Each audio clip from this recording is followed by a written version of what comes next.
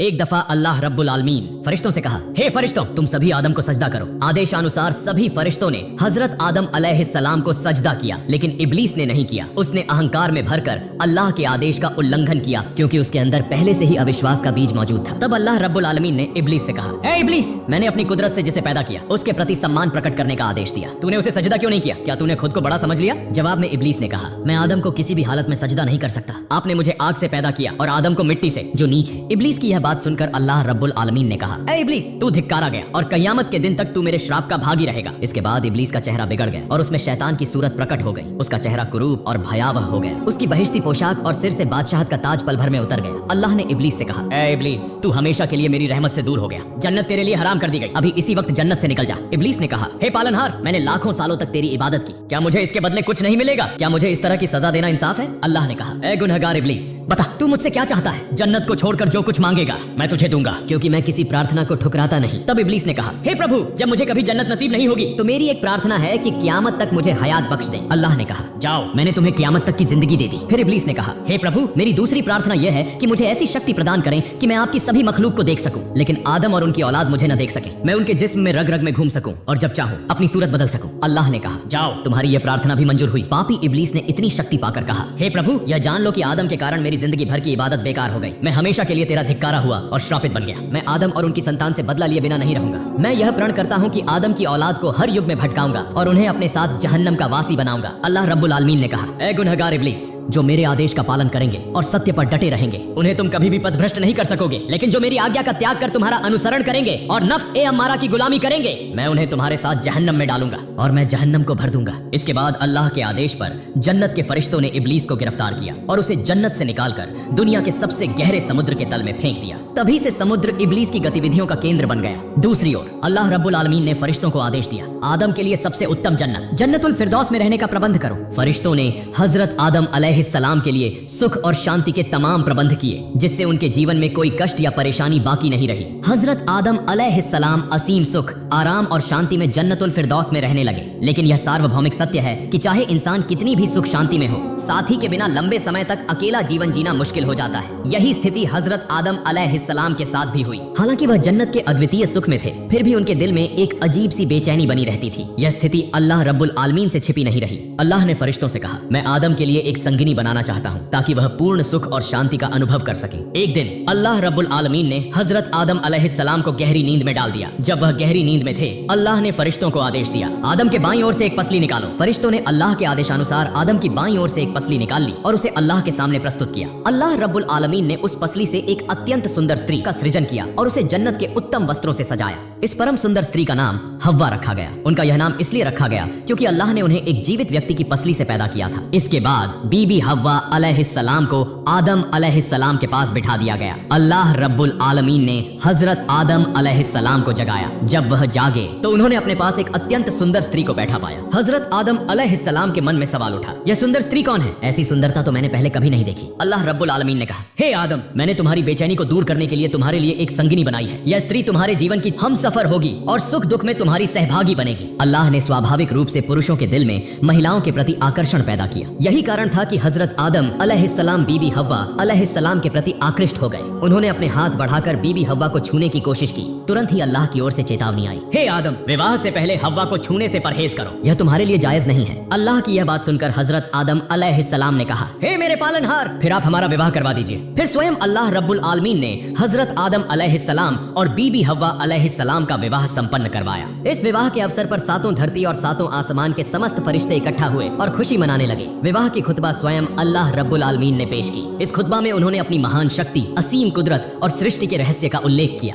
साथ ही उन्होंने हजरत मोहम्मद सल्लल्लाहु अलैहि वसल्लम की बयानी की, जो सृष्टि का मूल कारण और सबसे ऊंचे दर्जे के नबी, अल्लाह के अंतिम पैगंबर हैं। हजरत आदम और बीबी हव्वा अलैहिस्सलाम का विवाह संपन्न होते ही आदम अलैहिस्सलाम बीबी हव्वा अलैहिस्सलाम के प्रति अत्यंत आकर्षित हो गए। उन्होंने फिर से बीबी हव्वा अलैहिस्सलाम को छूने की कोशिश की। तभी अल्लाह रब्बुल आलमीन की ओर से आवाज आई, हे आदम, पहले तुम महर अदा करो। महर अदा करने से पहले वह तुम्हारे लिए जायज और हलाल नहीं होंगी। यह सुनकर आदम अलैहिस्सलाम ने कहा, हे मेरे पालनहार, इस पूरे विश्व के हर चीज के मालिक तो आप हैं। सब कुछ आपकी मिल्कियत में है। मेरे पास कोई संपत्ति नहीं है। मैं उनका महर कैसे अदा करूंगा? अल्लाह रब्बुल आलमीन ने फरमाया, हे आदम, तुम मेरे हबीब सल्लल्लाहु अलैहि वसल्लम के प्रति 10 बार दुरूद शरीफ पढ़ो और उनके ऊपर इनायत करो, यह तुम्हारे लिए महर की अदायगी हो जाएगी। अल्लाह रब्बुल आलमीन की इस बात को सुनकर आदम अलैहिस्सलाम के दिल में यह सवाल पैदा हुआ कि जिस शख्स के लिए मुझे दुरूद शरीफ पढ़ने का हुक्म दिया गया है वह कौन है? क्या वह मेरे वंशजों में से होंगे या किसी और कौम से संबंधित होंगे? यह सोच उनके दिल में गहराई तक बैठ गई और उनके दिल में उस महान शख्स को देखने की तीव्र इच्छा पैदा हुई। उन्होंने अल्लाह रब्बुल आलमीन से प्रार्थना की, हे अल्लाह, मैं आपके उस महान बंदे को देखना चाहता हूँ जिसके लिए आपने मुझे दुरूद शरीफ पढ़ने का हुक्म दिया है। अल्लाह रब्बुल आलमीन ने जवाब दिया, हे आदम, तुम अपनी अंगुली के नाखून पर नजर डालो, उसमें तुम मेरे हबीब मोहम्मद सल्लल्लाहु अलैहि वसल्लम का चेहरा देखोगे। यह सुनकर आदम अलैहिस्सलाम ने अपनी अंगुली के नाखून पर नजर डाली और उसमें हजरत मोहम्मद सल्लल्लाहु अलैहि वसल्लम का पवित्र चेहरा देख लिया। उन्हें देखते ही आदम अलैहिस्सलाम के दिल में उनके प्रति अपार मोहब्बत और प्रेम जाग उठा। उन्होंने तुरंत उनके लिए 10 बार दुरूद शरीफ पढ़ा। तब अल्लाह रब्बुल आलमीन ने फरमाया, हे आदम, जिस सच्चे इरादे और श्रद्धा से तुमने मेरे हबीब के लिए दुरूद शरीफ पढ़ा उसके बदले में मैंने तुम्हारे लिए बीबी हव्वा अलैहिस्सलाम को हलाल कर दिया और तुम्हारी प्रतिष्ठा और महानता को कई गुना बढ़ा दिया। जाओ, तुम और तुम्हारी पत्नी जन्नत में रहो और जो चाहो खाओ। मैंने जन्नत की हर चीज तुम्हारे लिए हलाल कर दी है। इसके बाद अल्लाह रब्बुल आलमीन ने जन्नत के एक पेड़ की ओर इशारा करते हुए कहा, हे आदम, तुम और तुम्हारी पत्नी जन्नत में रहो और अपनी मर्जी से जो चाहो खाओ, लेकिन इस विशेष वृक्ष के पास मत जाना। यदि तुम इस पेड़ के पास गए तो तुम अत्याचारियों में से हो जाओगे। हजरत आदम अलैहिस्सलाम ने उत्तर दिया, हे मेरे पालनहार, हम पूरी तरह से आपकी आज्ञा का पालन करेंगे। आपकी असीम कृपा से हमें जन्नत के अनगिनत उपहार मिले हैं और यहाँ हमें इतनी सुख शांति नसीब हुई है। उस एक पेड़ का फल न खाकर हमें क्या हानि होगी और हम क्यों आपकी आज्ञा का उल्लंघन करेंगे? इसमें हमारा क्या लाभ हो सकता है? अल्लाह ताला ने फरमाया, हे आदम, यदि तुम उस वृक्ष का फल न खाओ तो तुम्हें कोई नुकसान नहीं होगा, लेकिन अगर तुम उसका फल खा लेते हो तो तुम ऐसे नुकसान का सामना करोगे जिसे किसी भी चीज से पूरा नहीं किया जा सकेगा। अल्लाह ताला के आदेश का पालन करते हुए हजरत आदम अलैहिस्सलाम और बीबी हव्वा अलैहिस्सलाम जन्नत में सुख शांति से रहने लगे। लेकिन उनका यह सुखमय जीवन देखकर इब्लीस जल भुनकर राख हो गया। उसके दिल में हमेशा आदम अलैहिस्सलाम के प्रति ईर्ष्या रहती थी। इसी कारण उसने उनकी हानि पहुंचाने की कसम खा रखी थी। इब्लीस हमेशा इस योजना में लगा रहता कि कैसे वह जल्दी से जल्दी उन्हें जन्नत से बाहर निकलवा सके। हालांकि इब्लीस को जन्नत से निकाल दिया गया था, फिर भी वह 7वें आसमान तक स्वतंत्र रूप से घूम सकता था। इसी स्वतंत्रता का लाभ उठाते हुए वह 7वें आसमान को पार करके जन्नत के दरवाजे तक पहुंच जाता और बार बार वहां आ जा रहा था। इब्लीस को जन्नत के अंदर प्रवेश करने की अनुमति नहीं थी, इसलिए उसने यह सोच रखा था कि यदि वह बाहर से ही हजरत आदम अलैहिस्सलाम और बीबी हव्वा अलैहिस्सलाम को देख सके तो उन्हें झूठे प्रलोभन देकर बहकाना मुश्किल नहीं होगा। इसी उम्मीद में इब्लीस जन्नत के दरवाजे पर बैठ गया और कई दिनों तक वहीं डटा रहा। कई दिनों के बाद जन्नत के दरवाजे के पास उसने एक मोर को देखा। मोर ने इब्लीस से पूछा, हे जनाब, तुम कौन हो और यहाँ क्यों हो? इब्लीस ने जवाब दिया, मैं अल्लाह का एक फरिश्ता हूँ और सिर्फ अल्लाह की इबादत करना ही मेरा काम है। मैंने सुना है कि अल्लाह रब्बुल आलमीन ने अपने नेक बंदों के लिए जन्नत नामक यह खूबसूरत स्थान बनाया है। इसका सौंदर्य और नेमतें इतनी अद्भुत हैं कि बिना देखे उनकी कल्पना भी नहीं की जा सकती। मैं लंबे समय से जन्नत के अंदर की झलक देखने के लिए यहाँ बैठा हूँ। क्या तुम मेरी यह ख्वाहिश पूरी कर सकते हो? मोर ने उत्तर दिया, नहीं जनाब, मेरे लिए यह संभव नहीं है। बाहर से किसी को जन्नत के अंदर प्रवेश कराना पूरी तरह से मना है। मेरे पास ऐसी कोई शक्ति नहीं है कि मैं तुम्हें अंदर ले जा सकूं। इब्लीस ने बहुत विनती की और कहा, हे दयालु जन्नतवासी, मुझे बस एक बार जन्नत के अंदर ले चलो। मोर ने उसकी बात मानने से इनकार कर दिया। तब इब्लीस ने चालाकी से अपनी योजना को अमल में लाने की कोशिश की। उसने मोर से कहा, मोर, अगर तुम मेरी यह ख्वाहिश पूरी कर दोगे तो मैं तुम्हें 3 ऐसी दुआएं सिखाऊंगा जिनसे तुम 3 अनमोल चीजें हासिल कर सकोगे। पहली, तुम कभी बूढ़े नहीं होगे। दूसरी, तुम अमर हो जाओगे और तुम्हारी कभी मृत्यु नहीं होगी। और तीसरी, तुम हमेशा के लिए जन्नत में रह सकोगे और तुम्हें कभी यहाँ से निकाला नहीं जाएगा। मोर इब्लीस द्वारा बताए गए 3 अनमोल वरदानों के लालच में आ गया, लेकिन फिर भी अकेले इब्लीस को जन्नत के अंदर प्रवेश कराने का साहस नहीं जुटा सका। उसने कहा, देखो मित्र, मैं तुम्हें जन्नत में प्रवेश कराना चाहता हूँ, लेकिन मेरे पास यह शक्ति नहीं है, परंतु मेरा एक साथी है जो शायद तुम्हारी यह इच्छा पूरी कर सकता है। तुम यहीं प्रतीक्षा करो, मैं उससे बात करता हूँ और देखता हूँ कि वह इसके लिए तैयार होता है या नहीं। इसके बाद मोर सर्प के पास पहुंचा और कहा, मित्र, जन्नत के दरवाजे पर एक फरिश्ता बैठा है जिसे केवल एक बार जन्नत के अंदर झांकने की बहुत तीव्र इच्छा है। उसने मुझसे बहुत विनती की, यदि तुम दया करके उसकी यह इच्छा पूरी करने में मदद कर दो तो वह हमें 3 ऐसी दुआएं सिखाएगा जिनसे हम 3 अमूल्य और दुर्लभ चीजें प्राप्त कर सकते हैं। मोर ने इब्लीस के वादे और उन 3 चीजों के बारे में सर्प को विस्तार से बताया। यह सुनकर सर्प भी लालच में आ गया और उसने जन्नत के दरवाजे पर जाकर इब्लीस से कहा, हे मित्र, तुम जन्नत में प्रवेश करना चाहते हो और इसके बदले हमें 3 अमूल्य दुआएं सिखाओगे। यदि यह सच है तो पहले वह दुआएं सिखाओ, फिर मैं तुम्हें जन्नत के अंदर ले जाने की व्यवस्था करूंगा। इब्लीस ने कहा, मैं कसम खाकर कहता हूँ, यदि तुम मुझे जन्नत के अंदर ले जाओगे तो मैं तुम्हें वह तीनों दुआएं सिखा दूंगा। मैं तुम्हें धोखा नहीं दूंगा। पहले मुझे जन्नत के अद्भुत सौंदर्य को देखने दो, उसके बाद मैं तुम्हें वह दुआएं सिखाऊंगा। मुझ पर संदेह मत करो, सर्प ने उत्तर दिया। बाहर से किसी को जन्नत के अंदर ले जाने की अनुमति नहीं है, लेकिन यदि तुम्हें वास्तव में जन्नत देखने की तीव्र इच्छा है तो यह काम गुप्त रूप से और सावधानी से करना होगा। यदि यह बात खुल गई तो मेरी खैर नहीं, मुझे कठोर सजा मिलेगी। इसलिए एक काम करो, मैं अपना मुंह खोलता हूँ, तुम मेरे मुंह के अंदर प्रवेश कर जाओ और वहीं छुपकर बैठ जाओ। सर्प ने मुंह खोला और इब्लीस उसके मुंह के अंदर छुपकर बैठ गया। इसके बाद मोर और सर्प ने मिलकर इब्लीस को जन्नत के अंदर गंदे गंधम वृक्ष के पास पहुंचा दिया। जन्नत में पहुंचने के बाद इब्लीस सर्प के मुंह से बाहर निकला और फरिश्ते का रूप धारण कर लिया। वह बड़ी करुणा के साथ रोने लगा। मोर और सर्प अपने कार्य को पूरा कर वहां से दूर चले गए, लेकिन उनके मन में डर था कि यदि उनका यह कार्य किसी को पता चल गया तो उन्हें कठोर दंड मिलेगा। इब्लीस की करुणा भरी आवाज सुनकर जन्नत की सभी हूरें और यहाँ तक कि बीबी हव्वा अलैहिस्सलाम भी वहाँ पहुँच गई। उन्होंने इब्लीस से पूछा, हे अल्लाह के बंदे, तुम क्यों रो रहे हो? इब्लीस ने उत्तर दिया, मैं तुम दोनों के भविष्य के बारे में सोचकर रो रहा हूँ। अल्लाह ताला जल्द ही तुम्हें और तुम्हारे पति हजरत आदम अलैहिस्सलाम को जन्नत से निकालकर धरती पर भेज देंगे, जो एक नीरस और अशांतिपूर्ण स्थान है। यह बात अर्श आजीम पर लिखी गई है। उसने आगे कहा, धरती पर जाना एक प्रकार की सजा है। वहाँ भूख, गरीबी, दर्द, दुख, मेहनत और अशांति का सामना करना पड़ेगा। तुम्हें अपनी आजीविका के लिए कड़ी मेहनत करनी पड़ेगी। यदि भोजन उगाने में असफल रहे तो भूख से बेहाल हो जाओगे। वहाँ तुम्हारे कई संतानें होंगी, लेकिन उनके बीच हमेशा झगड़े और विवाद होते रहेंगे। हत्या और हिंसा वहाँ एक सामान्य बात बन जाएगी। तुम्हें धूप और बारिश में दिन गुजारने पड़ेंगे। सैकड़ों बार अल्लाह ताला को पुकारोगे, फिर भी उनका साक्षात्कार नहीं कर सकोगे। वह आसानी से बानी आदम की कोई भी मांग पूरी नहीं करेंगे। मनुष्य जन्म से लेकर मृत्यु तक लगातार परिश्रम करेगा, फिर भी अपने पेट की भूख शांत करने में असमर्थ रहेगा। तब वह अन्याय और बुरे रास्ते अपनाने के लिए मजबूर हो जाएगा। सच कहूँ तो दोज़ख की यातना से दुनिया के कष्ट कोई कम नहीं होंगे। उस कठिन और पीड़ादायक धरती पर पहुंचकर तुम केवल दिन रात आंसू बहाकर रोगे, लेकिन तुम्हारे आंसू भी तुम्हारे दुखों का अंत नहीं कर पाएंगे। मैं तुम्हारे उसी दुखमय जीवन के बारे में सोचकर रो रहा हूँ। बीबी हव्वा अलैहिस्सलाम ने तब शैतान से पूछा, तुम जो कह रहे हो वह सच है? इसका प्रमाण क्या है? शैतान ने जवाब दिया, मैं अल्लाह ताला के नाम की कसम खाकर कहता हूँ, मैंने एक भी झूठ नहीं बोला। यदि मैंने झूठ बोला हो तो अल्लाह ताला और फरिश्तों की लानत मुझ पर हो। बीबी हव्वा अलैहिस्सलाम का स्त्रियोचित मन शैतान की बातों से प्रभावित हो गया। उन्होंने फिर पूछा, हमें उस पृथ्वी के निर्वासन से मुक्ति पाने का उपाय बताओ। शैतान ने कहा, इसका एक उपाय है, लेकिन मैं नहीं जानता कि तुम उसे अपनाओगी या नहीं। बीबी हव्वा अलैहिस्सलाम ने कहा, बताओ, हम निश्चित रूप से उसे अपनाएंगे। तब शैतान ने गंधम वृक्ष की ओर इशारा करते हुए कहा, वह जो वृक्ष देख रही हो उसका एक या दो फल खा लो। यदि तुम ऐसा कर सको तो तुम जन्नत में हमेशा के लिए रह सकोगी। फिर तुम्हें कभी पृथ्वी पर नहीं जाना पड़ेगा। जन्नत की सभी सुख सुविधाएं हमेशा के लिए तुम्हारे लिए अनिवार्य हो जाएंगी। बीबी हव्वा अलैहिस्सलाम ने कहा, लेकिन अल्लाह ताला ने हमें उस वृक्ष के फल खाने से मना किया है, तो यह कैसे संभव है? शैतान ने जवाब दिया, अल्लाह ताला रहमत का सागर है, वह अपराधों को माफ कर देते हैं, इसलिए उनका एक नाम गफूर है। उन्होंने वादा किया है कि वह अपने इस नाम की महिमा को बनाए रखेंगे, अतः तुम्हें इस बारे में चिंता करने की जरूरत नहीं है। मेरा मानना है कि यदि तुम उस फल को खाने के बाद अल्लाह ताला से माफी मांगोगी तो वह तुम्हें माफ कर देंगे। तुम उनकी माफी भी पा जाओगी और जन्नत में हमेशा के लिए रह सकोगी। अब सोच लो तुम क्या करना चाहती हो। शैतान की बातों पर हजरत हव्वा अलैहिस्सलाम विश्वास कर बैठी। तब उन्होंने उस वृक्ष के पास जाकर 3 फल तोड़े। फिर उन्होंने एक फल का छिलका उतारा और देखा कि उसमें से खून की बूंदें निकल रही हैं। हजरत मियांज रदियल्लाहु ताला अन्हु ने बताया है, हजरत हव्वा अलैहिस्सलाम के हाथ में गंधम वृक्ष का खून दिखने का कारण यह था कि सभी स्त्रियों को हर महीने एक बार रक्तस्राव का अनुभव अनिवार्य कर दिया गया। इसके बाद हजरत हव्वा अलैहिस्सलाम वह फल लेकर हजरत आदम अलैहिस्सलाम के पास पहुंची। हजरत आदम अलैहिस्सलाम ने उनसे पूछा, तुम इतनी मलिन क्यों दिख रही हो और तुम्हारे शरीर से वह सुगंध कहाँ गई? हजरत हव्वा अलैहिस्सलाम ने कहा, मैं एक गंभीर समाचार लेकर आई हूँ। हजरत आदम अलैहिस्सलाम ने पूछा, वह क्या है? हजरत हव्वा अलैहिस्सलाम ने कहा, अल्लाह ताला हमें हमेशा के लिए जन्नत से निकालकर पृथ्वी नामक एक स्थान पर निर्वासित करने वाले हैं, लेकिन मैंने पृथ्वी पर न जाकर जन्नत में हमेशा रहने का एक उपाय ढूंढ लिया है। यह उपाय एक फरिश्ते ने मुझे बताया है। उसने मुझे पृथ्वी के कठिन जीवन के बारे में विस्तार से बताया। जब मैंने उससे इसका समाधान पूछा तो उसने मुझे यह फल दिखाया और कहा, यदि तुम इसे खा सको तो हमेशा के लिए जन्नत में रह सकोगी। हजरत आदम अलैहिस्सलाम ने हजरत हव्वा अलैहिस्सलाम की बात सुनकर कहा, क्या यह वही निषिद्ध वृक्ष का फल है जिसे खाने से अल्लाह ताला ने हमें बार बार मना किया था? हजरत हव्वा अलैहिस्सलाम ने कहा, जी हाँ, यह वही वृक्ष का फल है। तब हजरत आदम अलैहिस्सलाम ने उत्तर दिया, मैं कभी भी अल्लाह रब्बुल आलमीन के आदेश की अवहेलना करके इस फल को नहीं खा सकता। तुम इस विषय पर मुझसे दोबारा बात मत करना, यहाँ से चली जाओ। इसके बाद हजरत आदम अलैहिस्सलाम ने अल्लाह ताला के आदेश की अवहेलना से डरते हुए अपने सिंहासन को वहाँ से दूर जाने का निर्देश दिया। सिंहासन हजारों मील का फासला तय करके कहीं दूर चला गया, लेकिन बीबी हव्वा अलैहिस्सलाम उनके पीछे पीछे वहाँ पहुँच गई। फिर हजरत आदम अलैहिस्सलाम ने कहा, हे बीबी हव्वा, अल्लाह ताला के आदेश से डरो। अगर हमने इसका उल्लंघन किया तो हमें हमेशा के लिए नाफरमान करार दिया जाएगा और उसकी सजा भुगतनी पड़ेगी। बीबी हव्वा अलैहिस्सलाम ने उत्तर दिया, तुम सच्चाई को क्यों नहीं समझ पा रहे हो? अल्लाह ताला के फरिश्ते कभी झूठ नहीं बोलते। उन्होंने मुझे कसम खाकर बताया है,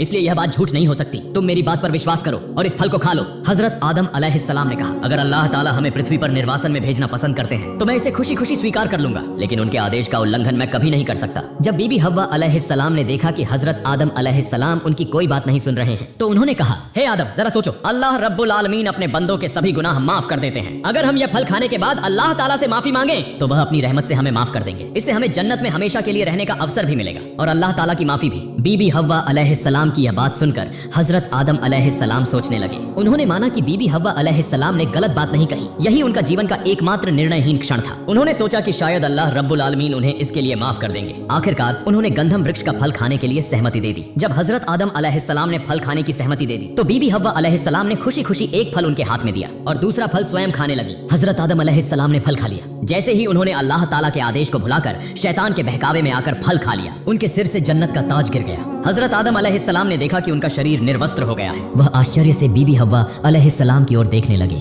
और देखा कि उनका शरीर भी निर्वस्त्र हो गया है। इसके बाद दोनों ने अपने हाथों से अपने शर्मगाहों को ढकने का प्रयास किया। तभी अल्लाह रब्बुल आलमीन की ओर से आवाज आई, हे आदम और बीबी हव्वा, क्या मैंने तुम्हें गंधम वृक्ष के पास जाने से मना नहीं किया था? क्या मैंने तुम्हें यह चेतावनी नहीं दी थी कि शैतान तुम्हारा खुला दुश्मन है? तुमने मेरे आदेश की अवहेलना की और शैतान के प्रलोभन में आकर फल खा लिया। अब तुम पवित्र जन्नत में रहने के योग्य नहीं रहे। तुमने जन्नत में बसने की योग्यता खो दी। गंधम फल खाने के बाद जब हजरत आदम अलैहिस्सलाम और बीबी हव्वा अलैहिस्सलाम ने अपने वस्त्र खो दिए और निर्वस्त्र हो गए, तो उन्होंने अपने शर्मगाहों को ढकने के लिए अन्य वस्त्र खोजने की कोशिश की। लेकिन जब उन्हें कुछ नहीं मिला तो उन्होंने पेड़ों की पत्तियों से अपने अंगों को ढकने का प्रयास किया। वे एक एक कर विभिन्न पेड़ों के पास गए और उनसे पत्तियां मांगी, लेकिन कोई भी पेड़ उन्हें पत्तियां देने के लिए तैयार नहीं हुआ। अंततः उन्होंने अंजीर और चंदन के वृक्षों से पत्तियां मांगी। इन पेड़ों ने उनकी इस संकट की घड़ी में मदद की। उन्होंने अपनी शाखाओं से पत्तियां तोड़ने की अनुमति दे दी। इसके बाद उन्होंने अंजीर की पत्तियों से अपने गुप्त अंग ढके और चंदन की पत्तियों से अपने अन्य अंगों को ढका। इस संकट के समय जब हजरत आदम अलैहिस्सलाम और बीबी हव्वा अलैहिस्सलाम अत्यंत कठिनाई और दुर्दशा में थे, उनकी मदद करने वाले पेड़ों की सहानुभूति ने अल्लाह रब्बुल आलमीन को प्रसन्न कर दिया। अल्लाह ताला ने अंजीर के फल को संसार में हमेशा के लिए प्रिय और स्वादिष्ट बना दिया। चंदन के पेड़ को इतना सुगंधित कर दिया कि दुनिया के लोग इसे जलाकर उसकी खुशबू का आनंद लेने लगे। इसके बाद हजरत आदम अलैहिस्सलाम और बीबी हव्वा अलैहिस्सलाम अपनी दुर्दशा से बेहाल होकर इधर उधर दौड़ने लगे। तभी अल्लाह रब्बुल आलमीन ने फरमाया, हे आदम और हव्वा, मैंने पहले ही तुम्हें गंधम वृक्ष के पास जाने से मना किया था और यह चेतावनी दी थी कि शैतान तुम्हारा खुला दुश्मन है। फिर भी तुमने मेरी बात नहीं मानी। अब तुम्हें सजा के रूप में धरती पर भेजा जाएगा।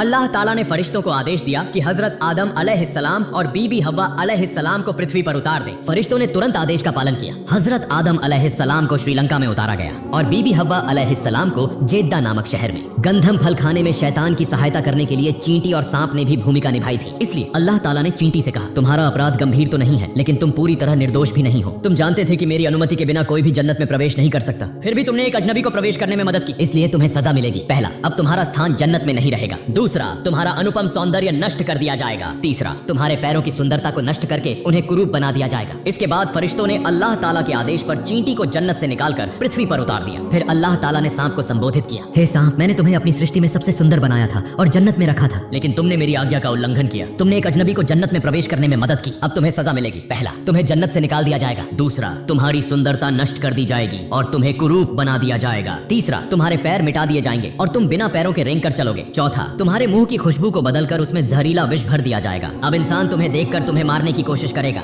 इसके बाद फरिश्तों ने सांप को भी जन्नत से निकालकर पृथ्वी पर उतार दिया। अंत में अल्लाह ताला ने शैतान से कहा, हे शैतान, मेरी आज्ञा का उल्लंघन करने के कारण मैंने तुम्हें पहले ही जन्नत से निकाल दिया था। अब तुमने मेरी अनुमति के बिना दोबारा जन्नत में प्रवेश किया और हजरत आदम अलैहिस्सलाम और बीबी हव्वा अलैहिस्सलाम को बहकाया। इसके लिए तुम पर कयामत तक मेरी लानत बरसती रहेगी। आज से आसमान के सभी दरवाजे तुम्हारे लिए बंद कर दिए जाएंगे। इसके बाद फरिश्तों ने शैतान को जन्नत से निकालकर धरती पर उतार दिया। जब हजरत आदम अलैहिस्सलाम श्रीलंका में और बीबी हव्वा अलैहिस्सलाम जेद्दा में उतरे तो उन्होंने अपने चारों ओर अंधकार और वीराना देखा। वे अनजान धरती पर अकेले थे और उनकी पीड़ा बढ़ गई। वे एक दूसरे को खोजते हुए 300 वर्षों तक लगातार रोते रहे। इस दौरान हजरत आदम अलैहिस्सलाम सिरंद्वीप में और बीबी हव्वा अलैहिस्सलाम जेद्दा में बैठे बैठे रोते रहे। इसके बाद एक दिन अल्लाह रब्बुल आलमीन ने अपने इस दुखी बंदे की ओर ध्यान दिया। उन्होंने हजरत जिब्राइल अलैहिस्सलाम को आदेश दिया, हे जिब्राइल, तुम आदम के पास जाओ और कहो कि वे मक्का शरीफ में हज करने के लिए रवाना हो जाएं। अल्लाह का आदेश पाकर हजरत आदम अलैहिस्सलाम तुरंत मक्का की ओर चल पड़े। मुफस्सिरों ने कहा है कि जब हजरत आदम अलैहिस्सलाम सिरंद्वीप श्रीलंका से मक्का के लिए रवाना हुए तो अल्लाह ताला ने सिरंद्वीप और मक्का के बीच की दूरी इतनी घटा दी कि सिर्फ 30 कदम चलने के बाद हजरत आदम अलैहिस्सलाम मक्का शरीफ पहुंच गए। मक्का शरीफ पहुंचकर हजरत आदम अलैहिस्सलाम अराफात के जाबल ए रहमत नामक स्थान पर गए और बैठ गए। वहां वे शारीरिक और मानसिक थकावट से अत्यंत दुर्बल हो गए। अराफात के उस स्थान पर बैठकर हजरत आदम अलैहिस्सलाम ने अल्लाह रब्बुल आलमीन की बारगाह में दुआ की, हे मेरे मालिक, मेरी और मेरी पत्नी की गलतियों को माफ कर दीजिए। मैं नहीं जानता कि बीबी हव्वा अलैहिस्सलाम कहां और किस हाल में है। शायद उन्हें भी यह नहीं पता कि मैं कहां हूं और किस हाल में हूं। हे मालिक, हम दोनों पर दया कीजिए, हमारी गलतियों को माफ कर दीजिए और हमें फिर से मिला दीजिए। हजरत आदम अलैहिस्सलाम की इस दुआ का कुछ असर हुआ। उन्होंने आसमान की ओर देखा और अल्लाह ताला की कृपा से उनके इंसानी नेत्रों का पर्दा हट गया। अब हजरत आदम अलैहिस्सलाम ने अल्लाह रब्बुल आलमीन के अर्शे ए मुअल्ला का अद्भुत दृश्य देखा। उन्होंने देखा कि अर्श पर लिखा हुआ था, ला इलाहा इल्लल्लाह मुहम्मदुर रसूलुल्लाह। इस कलमा को देखकर उन्हें वह पुरानी यादें ताजा हो गईं जब अल्लाह ताला ने उन्हें पैदा किया था। पैदा होने के बाद उन्होंने अर्श पर यही कलमा लिखा हुआ देखा था। इसके बाद हजरत आदम अलैहिस्सलाम ने अल्लाह रब्बुल आलमीन की बारगाह में हाथ उठाए और इस कलमा के वसीले से दुआ की, हे मेरे महान पालनहार, अपने प्यारे हबीब मोहम्मद सल्लल्लाहु अलैहि वसल्लम की बरकत से हमारे गुनाहों को माफ कर दीजिए। जब हजरत आदम अलैहिस्सलाम ने रसूल अकरम सल्लल्लाहु अलैहि वसल्लम के वसीले से दुआ की तो अल्लाह रब्बुल आलमीन की रहमत का सागर उमड़ पड़ा। अल्लाह ताला ने उनकी दुआ कबूल कर ली, उनके और बीबी हव्वा अलैहिस्सलाम के गुनाह माफ कर दिए